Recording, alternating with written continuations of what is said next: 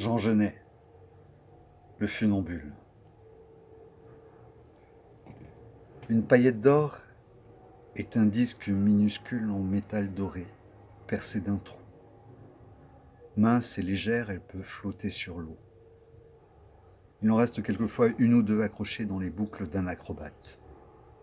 Cet amour, mais presque désespéré, mais chargé de tendresse, que tu dois montrer à ton fil, il aura autant de force qu'on montre le fil de fer pour te porter. Je connais les objets, leur malignité, leur cruauté, leur gratitude aussi. Le fil était mort, ou si tu veux, muet, aveugle. Te voici, il va vivre et parler. Tu l'aimeras, et d'un amour presque charnel. Chaque matin, avant de commencer ton entraînement, quand il est tendu et qu'il vibre, va lui donner un baiser. Demande-lui de te supporter et qu'il t'accorde l'élégance et la nervosité du jarret. À la fin de la séance, salue-le, remercie-le. Alors qu'il est encore enroulé, la nuit, dans sa boîte, va le voir, caresse-le et pose gentiment ta joue contre la sienne. Certains dompteurs utilisent la violence. Tu peux essayer de dompter ton fil.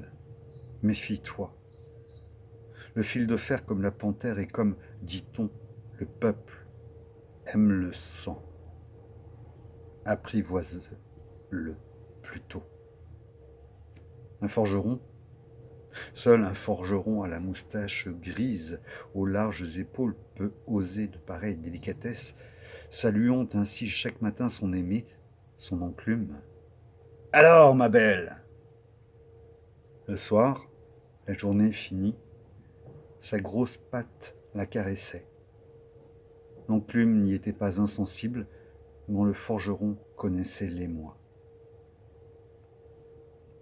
Ton fil de fer, charge-le de la plus belle expression, non de toi, mais de lui.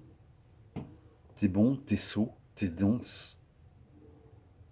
En argot d'acrobate, tes flic-flac, courbettes, sauts périlleux, roues, etc. Tu les réussiras non pour que tu brilles, mais afin qu'un fil d'acier qui était mort et sans voix, enfin, chante.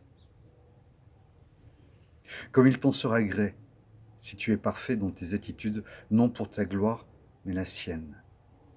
Que le public émerveillé l'applaudisse. Quel fil étonnant! Comment il soutient son danseur et comme il l'aime! À son tour, le fil fera de toi le plus merveilleux danseur. Le sol te fera trébucher.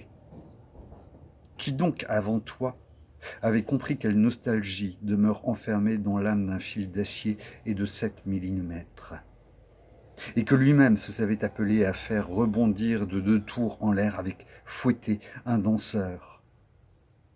Sauf toi, personne. Connais donc sa joie et sa gratitude.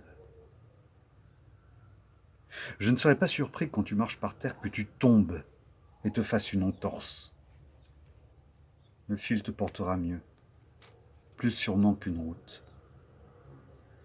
Négligemment, j'ai ouvert son portefeuille et je fouille. Parmi les vieilles photos, des bulletins de paye, des tickets d'autobus périmés, je trouve une feuille de papier pliée où il a tracé 2 curieux signes. Le long d'une ligne droite, qui représente le fil, des traits obliques à droite, des traits à gauche, ce sont ses pieds, ou plutôt la place que prendraient ses pieds, ce sont les pas qu'il fera. Et on regarde chaque trait un chiffre, puisque dans un art qui n'est soumis qu'à un entraînement hasardeux et empirique, il travaille à apporter les rigueurs, les disciplines chiffrées, il vaincra.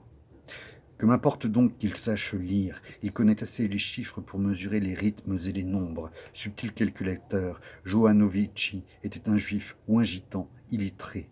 Il gagna une grande fortune pendant une de nos guerres en vendant des ferrailles au rebut.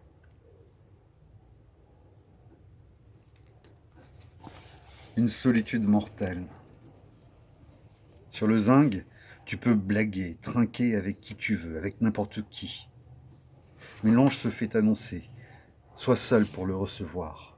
L'ange pour nous, c'est le soir descendu sur la piste éblouissante. Que ta solitude, paradoxalement, soit en pleine lumière, et l'obscurité composée de milliers d'yeux qui te jugent, qui redoutent et espèrent ta chute, peu importe.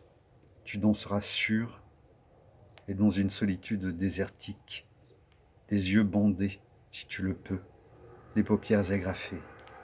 Mais rien, ni surtout les applaudissements ou les rires, n'empêchera que tu ne danses pour ton image. Tu es un artiste, hélas. Tu ne peux plus te refuser le précipice monstrueux de tes yeux. Narcisse danse, mais c'est d'autre chose que de coquetterie, d'égoïsme et d'amour de soi qu'il s'agit. Si c'était de la mort elle-même, danse donc seul, pâle, livide, anxieux de plaire ou de déplaire à ton image. Or c'est ton image qui va danser pour toi. Si ton amour avec ton adresse et ta ruse sont assez grands pour découvrir les secrètes possibilités du film, si la précision de tes gestes est parfaite, il se précipitera à la rencontre de ton pied, coiffé de cuir. Ce n'est pas toi qui danseras, c'est le film. Mais si c'est lui qui danse immobile, mais si c'est ton image qu'il fait bondir, toi, où donc seras-tu? La mort dont je te parle, n'est pas celle qui suivra ta chute, mais celle qui précède ton apparition sur le fil. C'est avant de l'escalader que tu meurs. Celui qui dansera sera mort, décidé à toutes les beautés capables de toutes. Quand tu apparaîtras, une pâleur.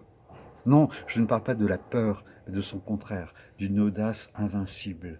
Une pâleur va te recouvrir. Malgré ton phare et tes paillettes, tu seras blême, ton âme livide.